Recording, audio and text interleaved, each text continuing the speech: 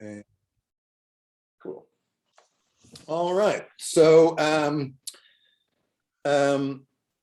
week 4 in our study of Judy Klitzner's Subversive sequels. And the next 2 weeks are going to kind of be a package group, this week and next week, because we're going to lay the foundation this week.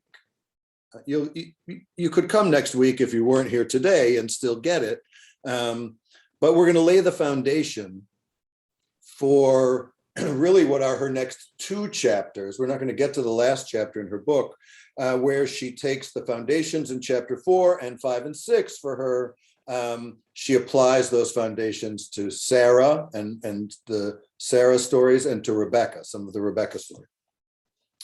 But we're going to shift our attention away from the male characters and the men in the Bible and start to focus on the women in the Bible. And Klitzner's claim is that the subversive sequel method of seeing later stories that are related literarily to the earlier stories, seeing them as a way of reflecting on and often undermining earlier descriptions is really a natural for what are the obviously problematic aspects of the early descriptions and stories about women, and specifically the foundational ones about the foundational woman, about Eve, and in the very first few chapters of Genesis. A lot of ink has been spilled on understanding the sociological consequence of the biblical descriptions of women. It's extensive, and I hope we'll talk about that a little bit, because it's kind of the point. How we see and understand women is vital to how we see and understand humanity, since they're more than half of humanity. And the Bible is a book written primarily by and for men. So its perspective on women is going to be significantly biased. I'm hoping that's not that revolutionary an idea to this crowd, because it's not that revolutionary an idea. It's really quite true. And even the early rabbis knew that. They recognized that the language of the Bible is geared towards men. When it says, "You shall not," it's written towards men. It's phrased in the masculine conjugation. And they say it's written in the language of men, but it applies to everybody. Meaning it's not just the men who have to keep kosher, right? Otherwise it would be only men have to keep kosher and not women. Sorry, if you were hoping there would be an exemption. But my point is that they recognized,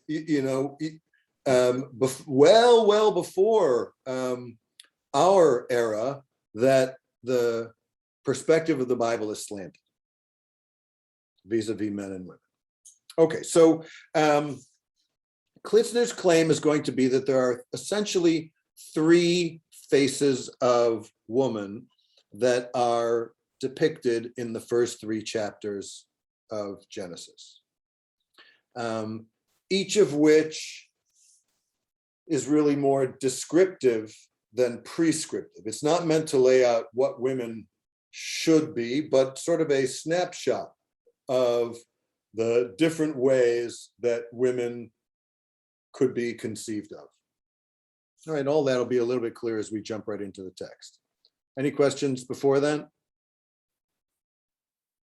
All right, let's do it. Here we go. Okay.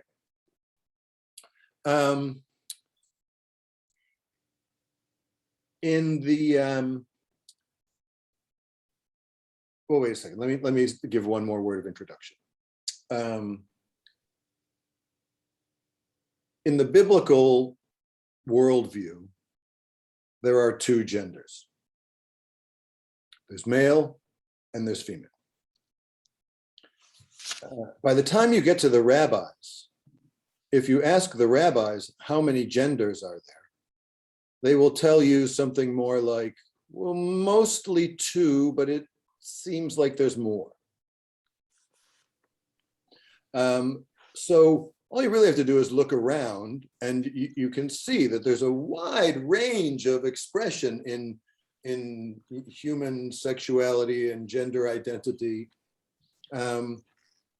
And from my point of view, that's not really debatable. It's obvious. All you have to do is look.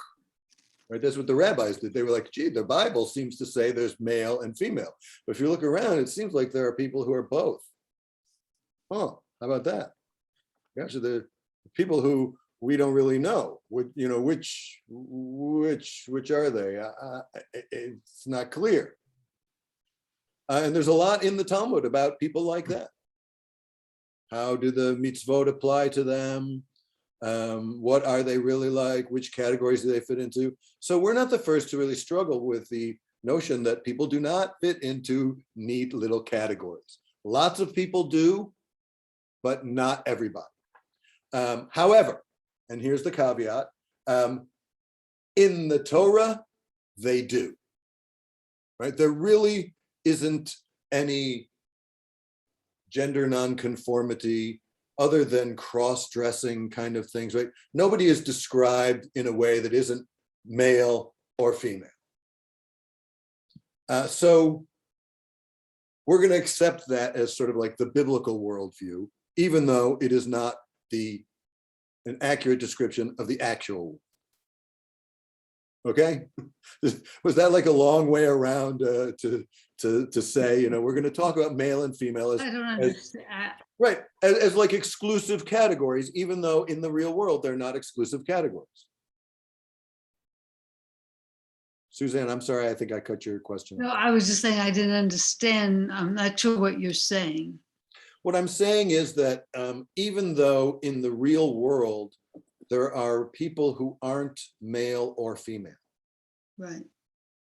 In the biblical world, humanity is divided into male and female. It's an assumption of the Bible. A lot of later Jewish writing does not make the same assumption, but the Bible does. Okay, and that's you'll see that's sort of relevant to our study, because we're not going to really talk too much about any genders that aren't male or female, or people who cross one or the other. You're either one or you're the other in the Bible's point of view. Okay. Can you give me a sense of time between rabbis? You mentioned that term before, and I accept a group of rabbis who, wrote. Sure. What time are we talking about? So when we talk about the early rabbis, the rabbis of the Mishnah, the first rabbis, they're really in the last century of before the Common Era and the first century of the Common Era. The Talmudic rabbis go more from the 2nd century to the 6th century of the Common Era. So we're really talking, the early stuff that I'm referencing here is 1st, 2nd century, 2nd, 3rd century. Thank you. Mm-hmm. Yeah. I'm happy to answer more questions about that too, but we'll, some other, like in the parking lot afterwards. Okay. Our first text is the first description of the creation of human beings. Vayomer Elohim, God said. And I'm going to read a little in the Hebrew and back and forth in the English, because the Hebrew really contains the plural singular issues that are going to come into play here. Let us, na'aseh Adam b'tzalmeinu. Let us make Adam in our image. Kidmutenu, like us. They, plural, shall rule the fish of the sea and the birds of the sky, the cattle and the whole earth, and all that creeps upon the earth. And God created Adam, ha-Adam, the Adam. So there's a definitive article. God created the Adam in God's image, his singular image, the image of God. He, singular, bara oto, singular, or it. Zachar unikeva bara otam. Male and female, God created them, plural. That is one awfully confusing sentence, right? Is God singular? Not in that. Sometimes yes, sometimes no. Humanity singular? Sometimes yes, sometimes no. So plural God, who is also singular God, creates the human, the Adam. I have a question. Yes. I'm talking about God in the singular and plural. It often seems as though God refers to him, her, itself in the plural, Right. like the Queen of England. And the text refers to Yod-Heh-Vav-Heh as in the singular. In the singular. Yeah, I mean, is that is true here. Is that generally the case, or am I just I don't know. I think observation? I think you're describing something accurate. And it's definitely true here. Vayomer Elokim, right? God says, plural. Right. I understand. God speaking to God's self. Here, Vayivra Elohim et Adam betzalmo, in his image is the narrator speaking, telling us this is what God did, not God speaking to God's self. Yeah, I know it's true in this, but and I had the general impression, without being that is generally true, but I thought maybe you had obviously would have a better idea than I would. God speaking plurally of God's self is really only in the early part of Genesis. Once you're in all the rest of the mainline story, Abraham and forward, even Cain and Abel forward. Once the main line story is there. Noah, I think Noah, there's also some of that plural speech to God's self. God says, and Babel, let us go down there. Mm-hmm. Right. But those are all sort of very mythical history things in the early parts of Genesis. Once you get into the historical stuff of Abraham for sure and forward, that kind of, I can't think of a time where God speaks to God's self in that At all. Pantheon of God. Yeah, I can't think about God speaking to self at all. I mean, self-referring at all in those things. Well, God regrets some things, God changes God's mind, but it's usually not an inner I don't think it's an inner dialogue like it is here. Worth that's keeping really an eye open for. It's really excellent. Yes, please do keep an eye open for it, because it's a great observation here, and I think does account for some of the confusion or difficulty reading it. Klitzner's point here is that male and female are created simultaneously here. They are created at the same moment, equally. They shall rule the fish of the sea, right? They are both given dominion over the earth. They are both created in the image of God. One is not derivative of the other. They are directly connected to God. God, in God's image, creates male and female. God image contains both of these things. God blesses them both, and God speaks directly to them both. There is direct prophetic revelation to them both. And they are both commanded, Peru urevu. You be fruitful, you, plural, multiply, master the earth. And they are both godlike, knowing God intimately, mastering the world, and perpetuating life.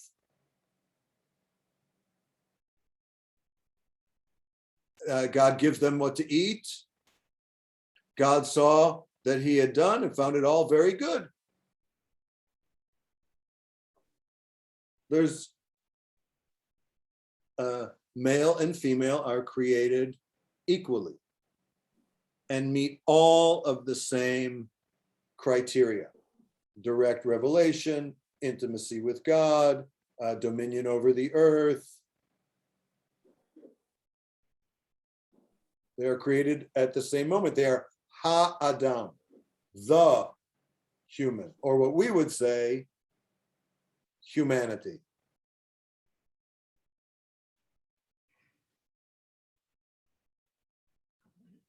And of course, they are also, in a sense, death has not crept in here. As far as we can tell, they are eternal, or they are at least able to perpetuate life and achieve that, human immortality through reproduction. So they are godlike, and they do that together equally. Now, so that's Genesis 1, the end of Genesis 1. At the beginning is all the creation of the rest of the world, and then it ends there. Genesis 2 tells a different story. We'll see. We're going to read it first, and then I'm going to talk about how Klitzner kind of characterizes this in contrast to the first. The Lord God formed et ha-adam. It's still ha-adam here, but as we will see, the plain reading is that it is just man. Formed man from the dust of the earth. He blew into his nostrils the breath of life, and man became a living being. And God placed this one man into the garden.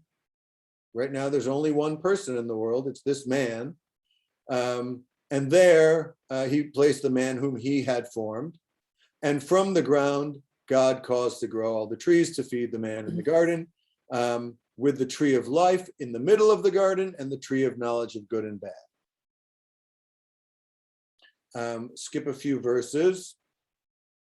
The Lord God took the man and placed him in the garden to till it and to tend it, which is different than to master over it and have dominion over it. So this is lesser. He is lesser, and he is only one person. And God commanded him, you can eat of anything you want, but this one tree, the knowledge of good and bad, you must not eat, for as soon as you eat of it, you shall die. And now there's a jump before verse 18, but we know something happens. We know that man is lonely. We know that because God says it's not good for man to be alone. Here, by the way, Margaret, he speaks in the singular. E'eselo, I, singular, not we.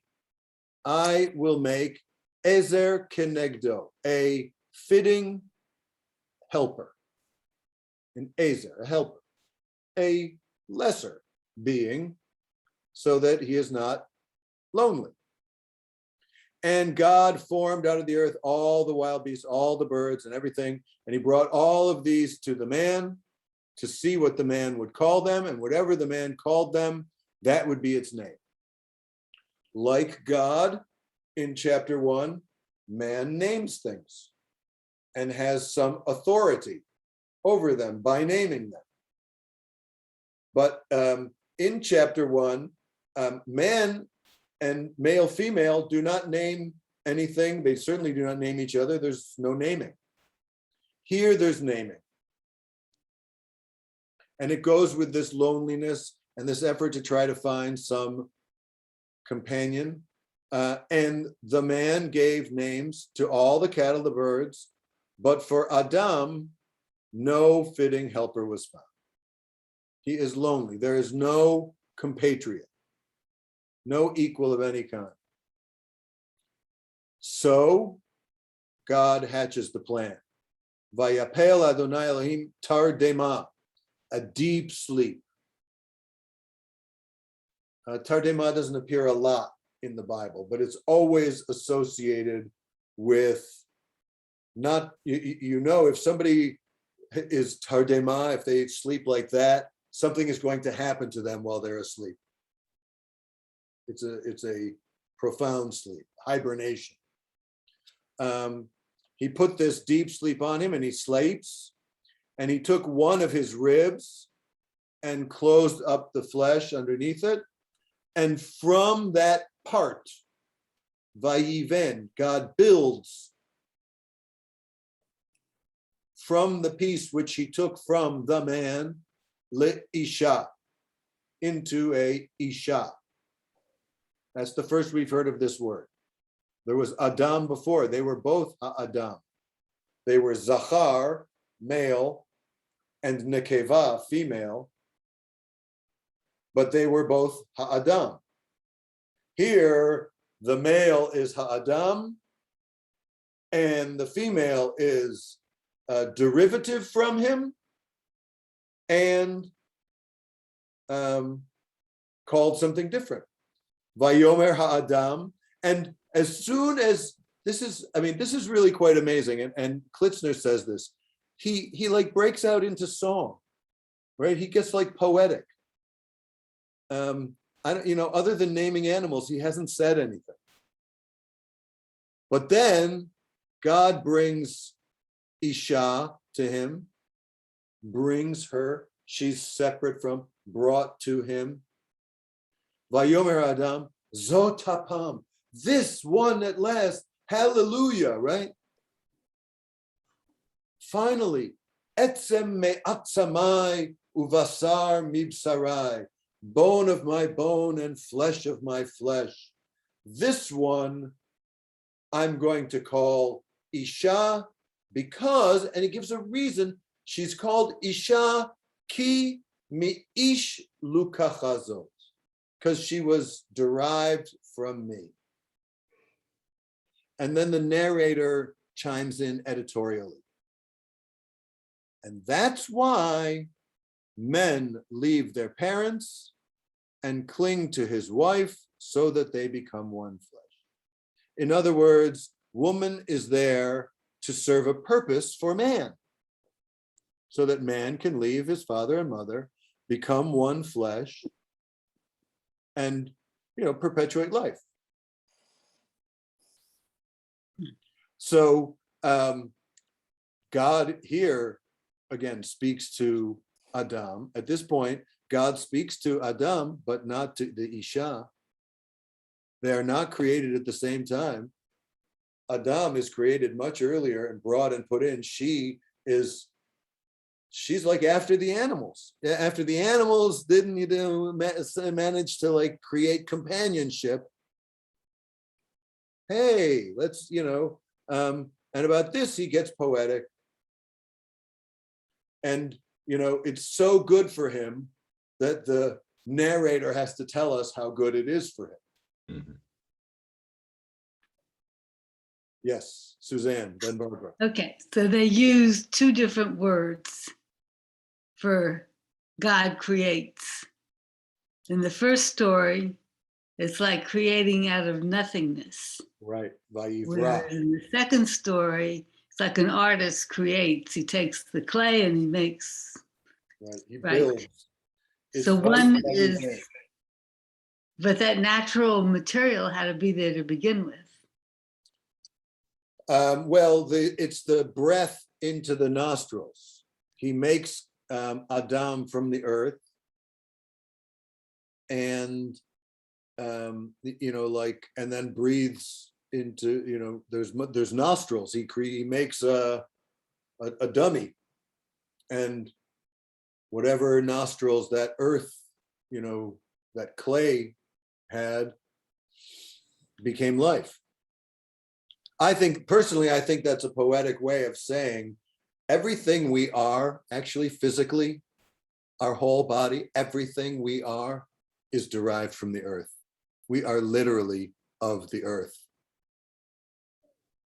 Lest we live in a high-rise building and forget it. But you're right that here the woman is built out of Adam's rib.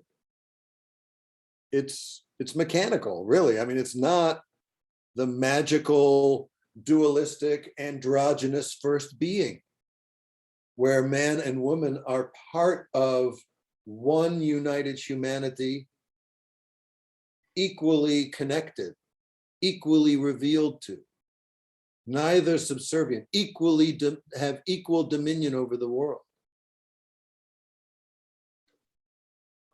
equal immortality and role in immortality. Here, she serves a purpose for him. And doesn't usually the woman leave her parents, not the man, in that society? That's exactly what I was going to comment on. Well, yes, but like I think the sense is you grow up in your father's home, and then you go and start your own home, right? A man, a homesteader. You leave your parents' home and you establish your own home and find yourself a wife and become the father. I think you're reading into that. I don't think that's what the text says. What was that, Barbara? Different cultures do different things. I remember, the ones where the wife goes to live with the husband's family, or the other side where the husband comes and the wife's family. What I'm suggesting, Margaret, is not is suggested by the text, I think, in that it's exclusively interested in the man's experience here. She is there to allow him to be less lonely. And so it's about him leaving his house and, and then he finds her, and they become one flesh, right? It's not about her leaving her house. The story's not about her. She doesn't have the house, right? She's the helper. Don't you wonder, like, where's her Ezer Kenegda? Where's her helper? Doesn't she get a helper? Someone to make her less lonely and a fit mate?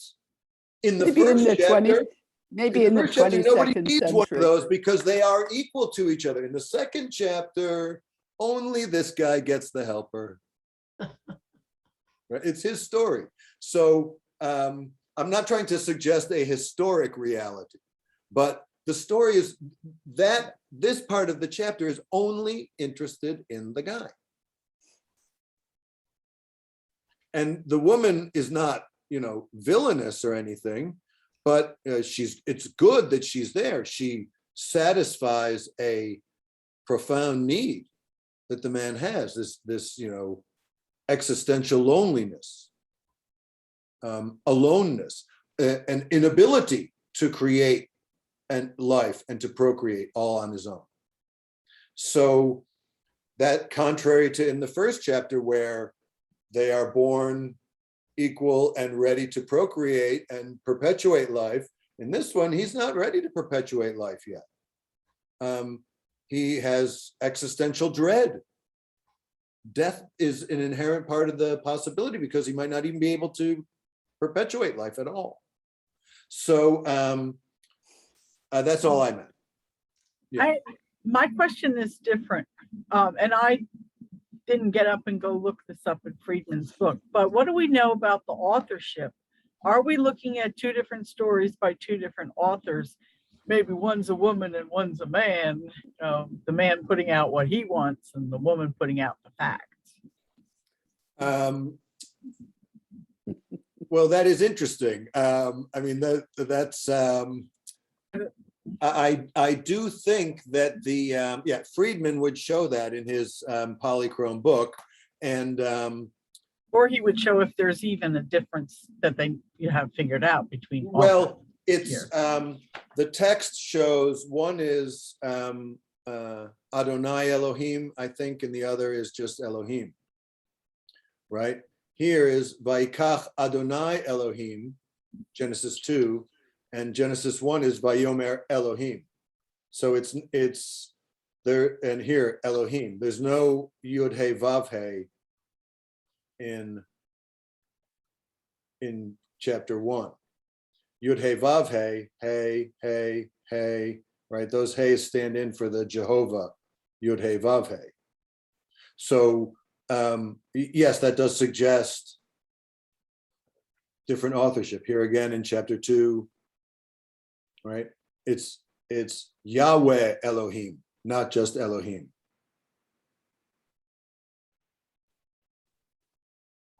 And it is,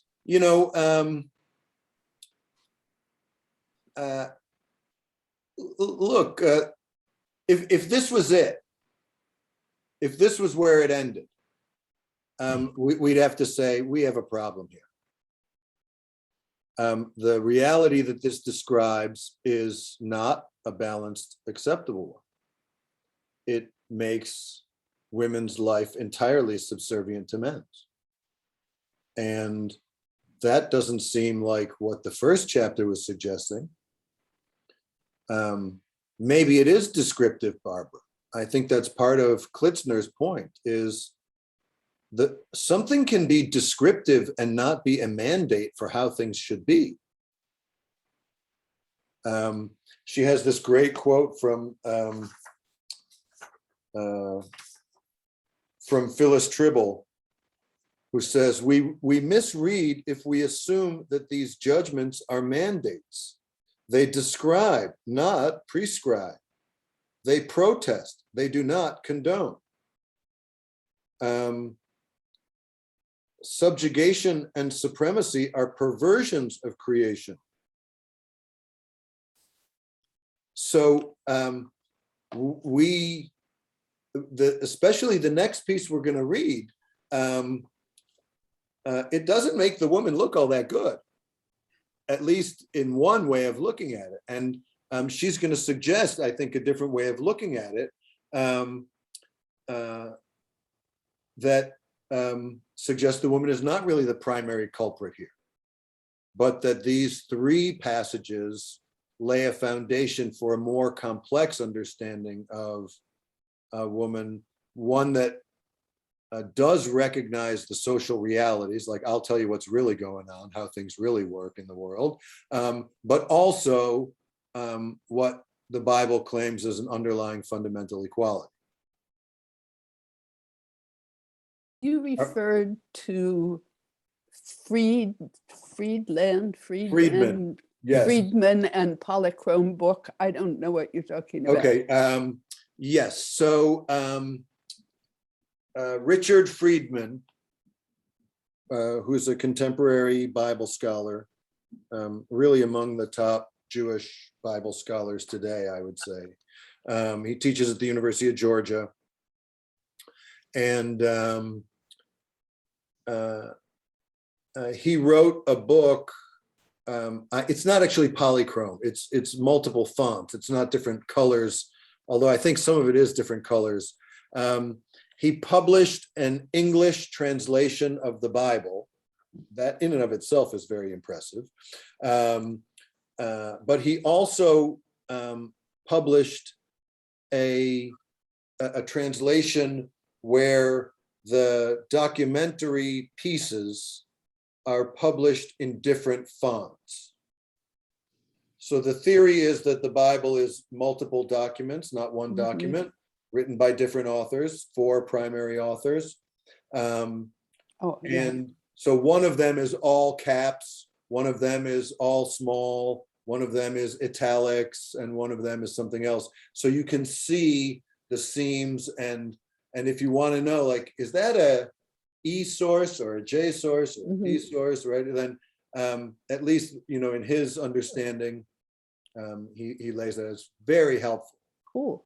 Because you can see there's a story, it's running, and then boom, another story jumps in the middle.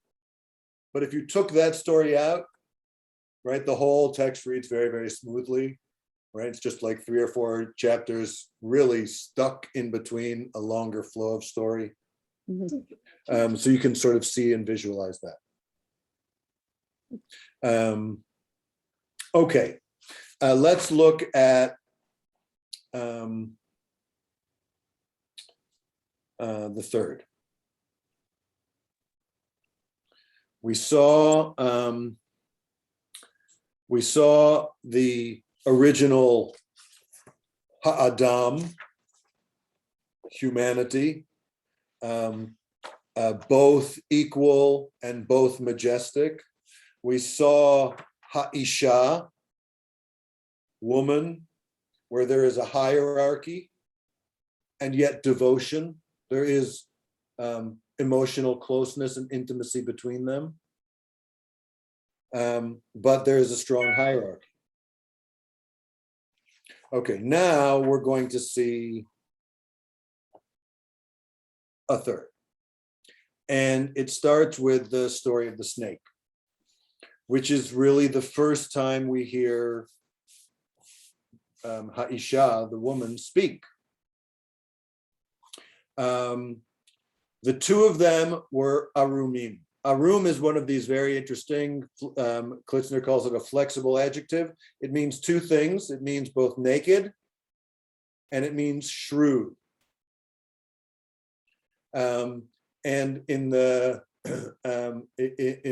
text, they, the people, were naked and the snake was shrewd. The 2 of them were naked, the man and his wife. You see there's that hierarchy that's still in from the end of chapter 2. And they felt, they were not embarrassed. They did not have shame, even though they were naked.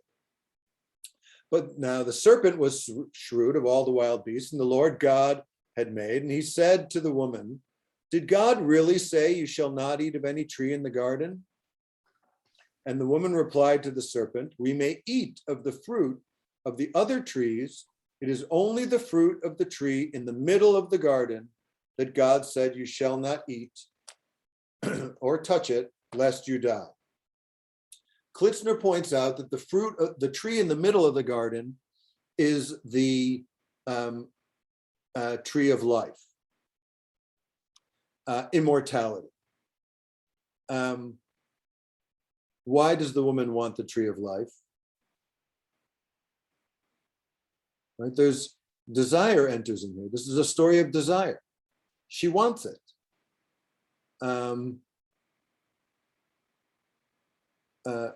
The serpent says to the woman, "You are not going to die." And he badmouths God. He says, God is tricking you. God knows that as soon as you eat of it, your eyes will be opened and you will be like divine beings who know good and bad.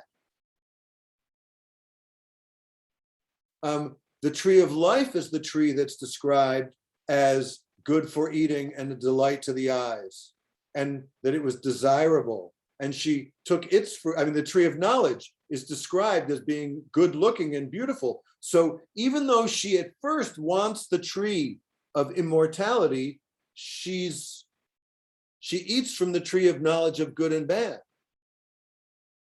And then she gives it to her husband and he eats. So she's sort of the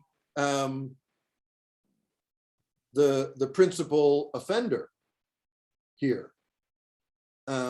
All he did is eat what she gets him to eat it. And she also gave it to him. And then their eyes were open.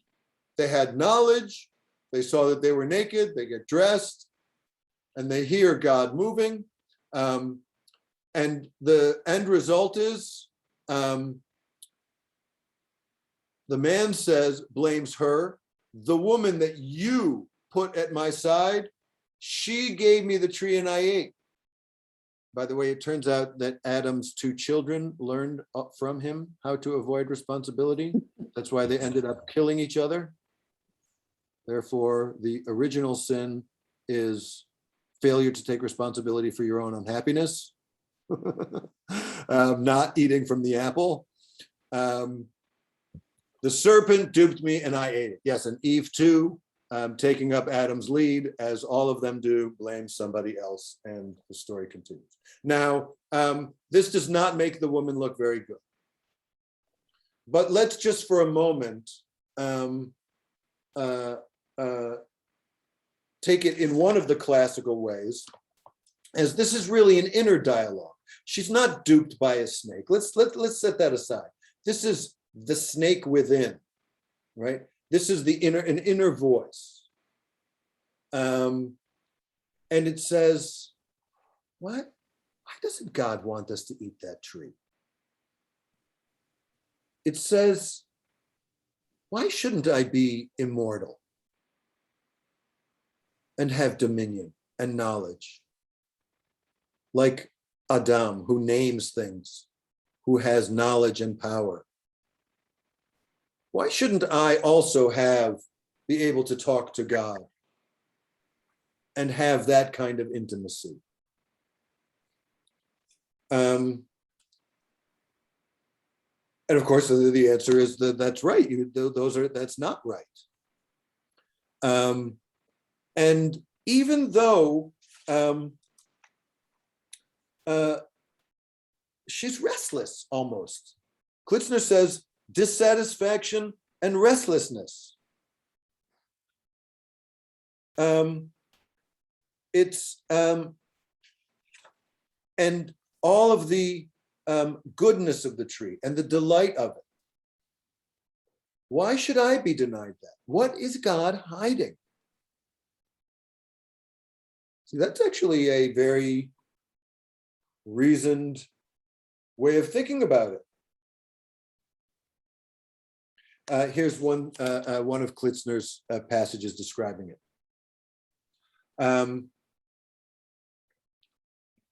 Reading back into the mind of woman that we again find signs of her frustration with her secondary status, and perhaps a hint of competitive feelings towards God, the source of all power.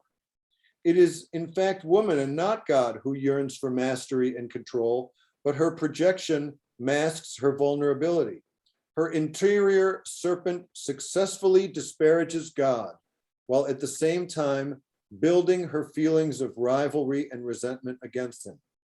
Psychologically, the Isha is now ready to conclude that God has neither the right nor the authority to keep her from the forbidden tree. There's an awakening. And she empowers her husband to have that awakening too. And here's where Klitzner makes, I think, a really interesting case. And I don't know, you'll tell me whether you find it compelling or not. I kind of do. The blessing and the how God responds. Okay, how does God respond to that?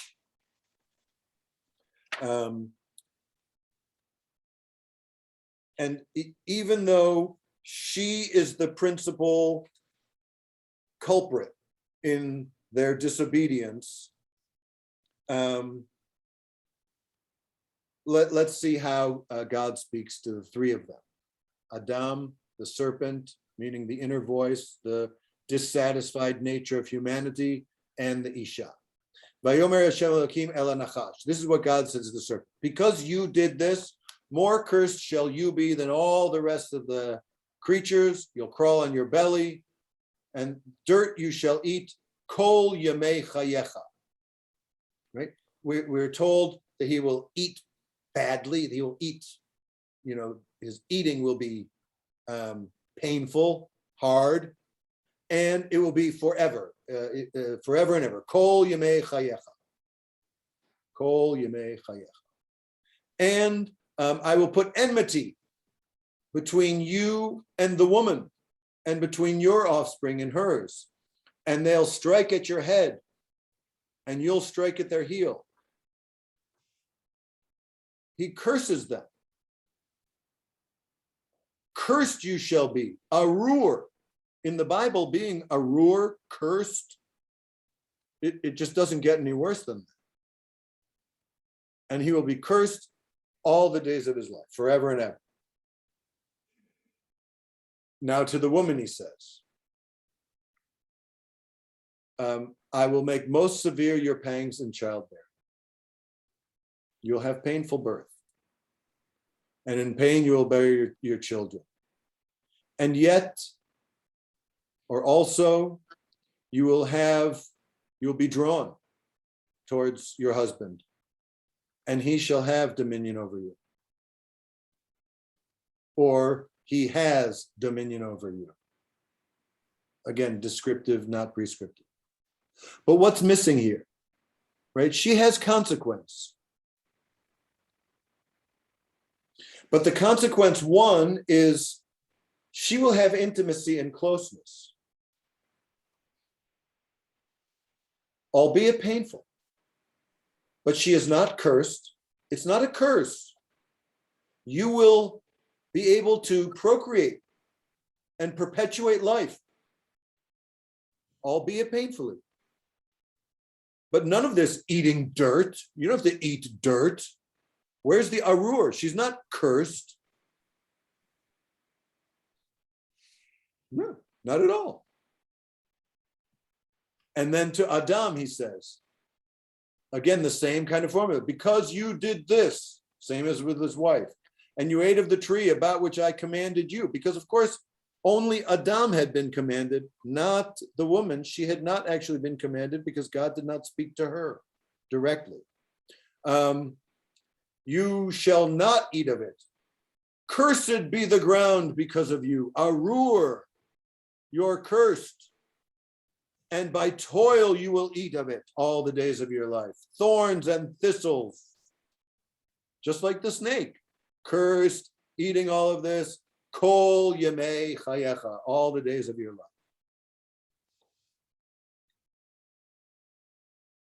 Dust to dust. And then the man, so only Chava is not cursed. Only the woman isn't cursed. And only she is not eating of this dirt and thistles forever and ever. Of the three of them, she is, justified. The very end, the man names his wife.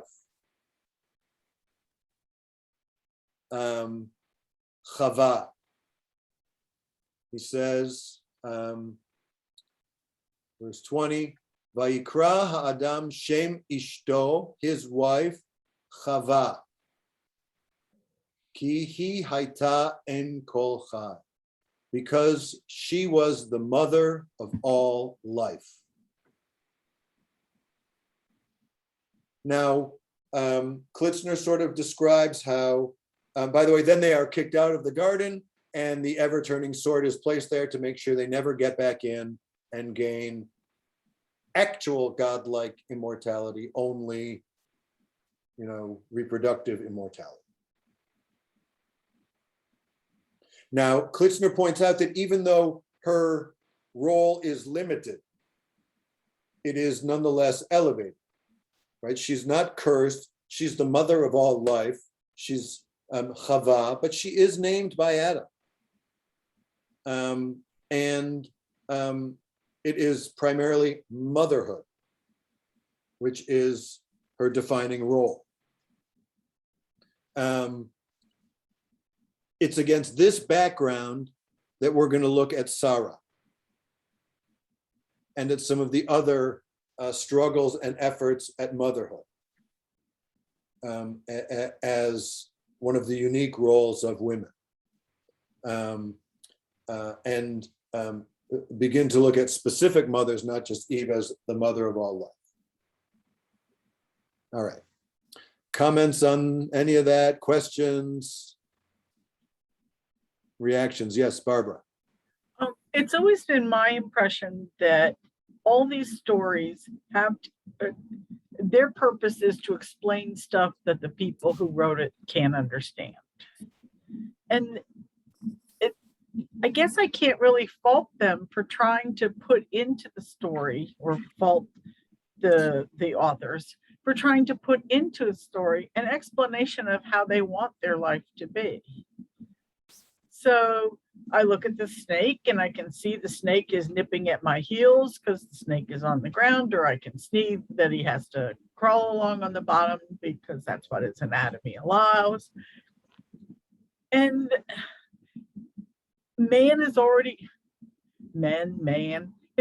saying, okay, here's this person who's weaker than me. I'm stronger. I can work the ground. Here's this person who's weaker than me, and why? And comes up with these kinds of stories. It's not only this, though. There's all kinds of stories, about the flood, etc., or anything else that they don't really understand why these things might have happened. But if I tell you that's the way God made it, and who even knows if there's a God, that's the way God made it, then look how many generations this has gone through, and people are still buying these stories today, which are explanations for stuff they don't understand. Man didn't understand.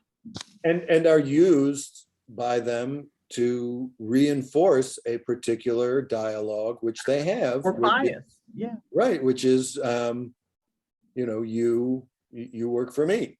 They never, how come they never quote that first chapter?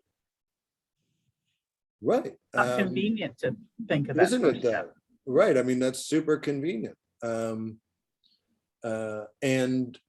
it's not super convenient. It's that's an overly delicate way of saying it. It's ridiculous. Right.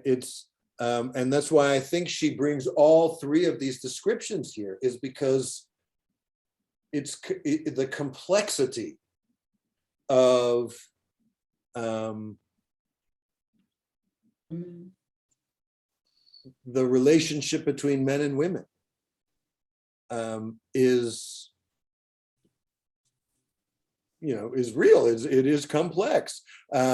We are different in ways, and we inherit sociological realities, and we are capable of seeing outside of that in a way that others species are not. It's really complicated. I feel like it's almost banal to say women are multidimensional, right? Because that sounds stupid to me as a product of my generation. But I think, but that is, I think, the message, right? Is that you can't read the Bible and come to the conclusion that women are subservient, women must be subservient to men. I think that is a great part of what she's trying to do with this chapter, is to say that is a willful misreading of these three stories, which present a much different understanding of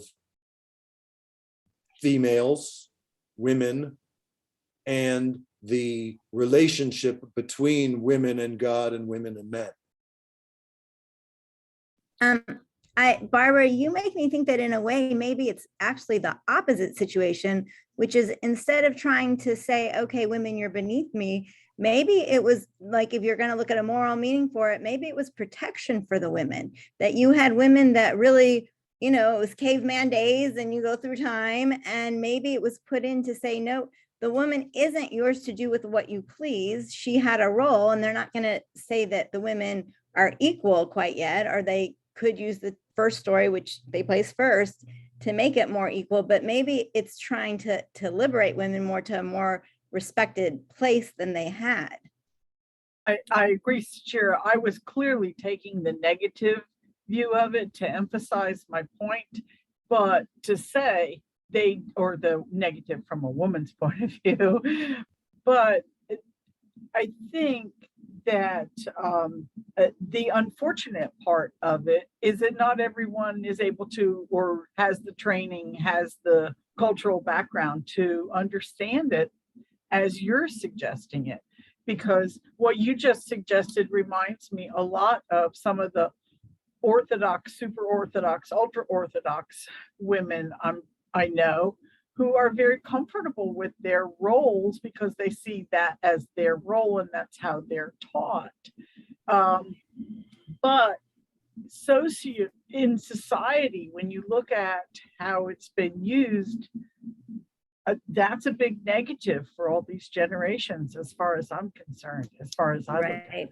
But then I wonder, it's a bigger question, because anything based on text, any person, not any person, but within each faith group, you can have different spiritual leaders interpreting it differently. And anyone can look at us and say, well, you guys are interpreting it wrong, just like we can look at them and say they're interpreting it wrong. So I feel like you have to kind of give up the idea that everyone's going to get to your truth and just look at it for the truth that works for you. It's the word that comes to my mind is apologetics. And the reason apologetics, I think, Barbara, I think you're actually both right. I think, Barbara, you're right in that there is an Orthodox apologetics of regarding the hierarchy of women and men, and a suggestion that, well, women really are at the top of the hierarchy, right? That's apologetics, and we all know it. I don't have the time to dismantle that architecture this moment. However, apologetics work because they tie into something that has an underlying true dynamic. Women do want families. That is generally true. Women they will long for men, right? They will they will be drawn to men. That is true. Intimacy is a part of the story that that's being described here. How come it is that men and women seek confidence and intimacy with each other? If there's things we're trying to explain, that's pretty unusual in the animal world. Not unheard of, but pretty much unheard of. So the idea that you could long to be with someone who is in a hierarchically dominant place societally is complicated. And yes, some people want to be in that kind of well-regimented, gender stratified, hierarchical society. And if you want that, that's okay. I reject the apologetic side of it, not the choice to be in that kind of community. If you want to be Amish, be Amish. However, I do think that there is, Shira, you're right, there's that intimacy, right? The proto-male and female are just together. They're always together. They don't find someone and develop personal intimacy and then leave the home of their birth and create a new home together as one flesh, right? That's sort of what we do. And while not universal, it is also, ubiquitous. People all over the place in all kinds of different cultures are drawn to the opposite sex in order to perpetuate life and procreate and create intimate units. So, in a sense, the rational case for that ultra orthodoxy is we make better intimate units this way by having a clearly stratified set of roles. We can more efficiently create long-term communal intimacy. And that will place a particular burden on the men, and it will place a particular burden on the women. And if you don't like, the problem is, what if I don't like that burden? Like, what if I don't want that? Right? That's when it becomes problematic, is there's no room within those structures to allow for more variety than that. You have to leave that structure in order to have that.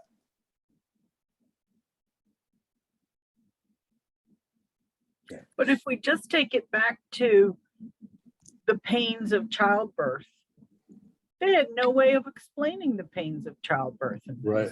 So blame it on a situation, and it fits into this story very nicely. So that's, I think, part of what really is the bias that I have, that a lot of these things are constructed to explain things that man didn't understand. Right. And what's unfortunate is that now that we do understand, why are we still holding on to it? Yeah, it's this is not a recipe book. For some it is. I know. That's why I am saying, from my perspective, if I read it that way, I run into serious problems.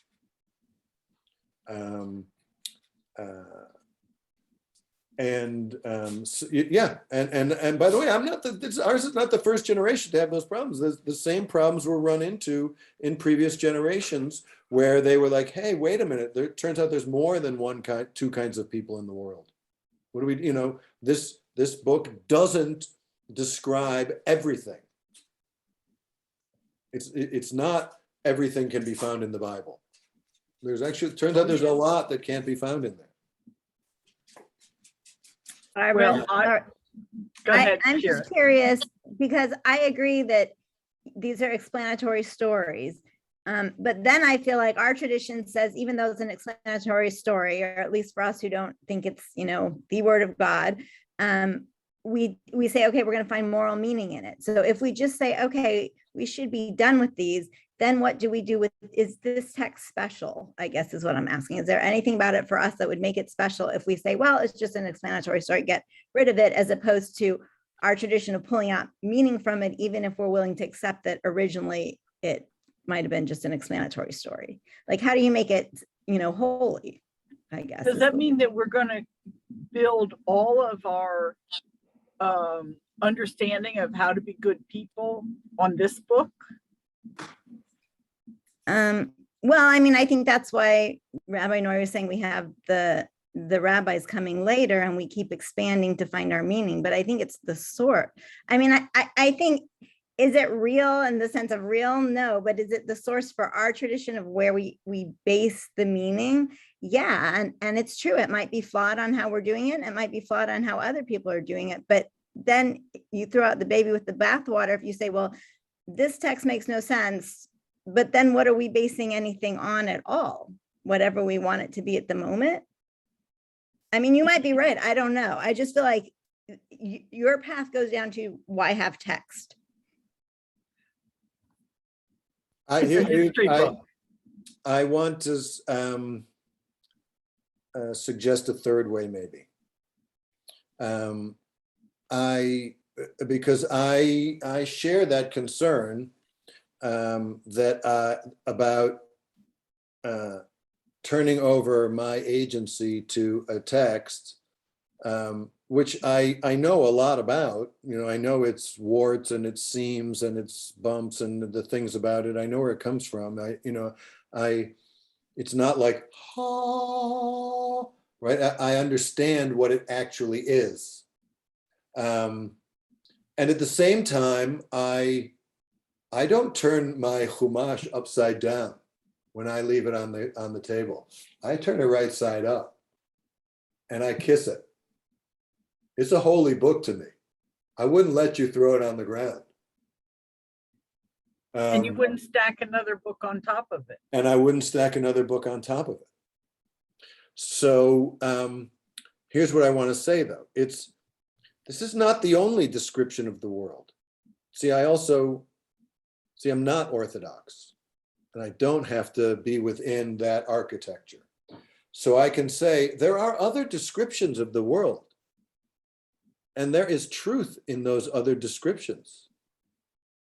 This description is my people's ancient description of the world. By the way, the world, it turns out, was not a giant turtle either, right? But those books are also holy books, because for those people, it is their cultural heritage about the way the world was made, their ancient cultural heritage. I think ancient cultural heritages are good. I think it's hard to have a meaningful modern philosophy untethered completely from any ancient ones. I think that's almost impossible. I don't have to love everything about my inheritance. I inherited my genes also. Some of them made me tall. Others of them made me bald. So, I don't have to love all of my inheritance. It's just mine. And I can love things about other people's inheritance. I have the Christian Bible. I have a copy of the Quran. I've read them. I have a copy of the Book of Mormon, and I've read it. I read the Pope's book, and I read the Dalai Lama's book, and I read the Lord Jonathan Sacks book. Right? This is my primary culture, not my only culture. And its holiness derives from a combination of its antiquity and of my investment in it. I'm writing that down. I like that.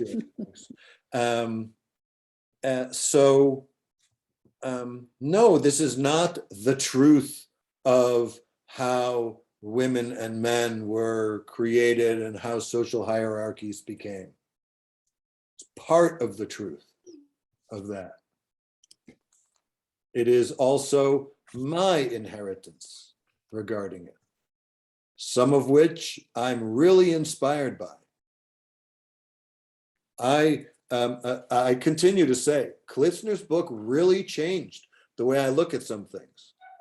And I'm going to forever think about these three descriptions together as a 3-part yin yang kind of thing of these are three distinct elements of human beings, specifically women in this case, but I think it could be extended. But I don't need to make everything equal. It can just be about women. Not to the exclusion of men, just about women. So that's okay with me too. This is a part of the truth. Not the whole truth though, not the whole truth. And its holiness does not totally depend on me, but it partly depends on me.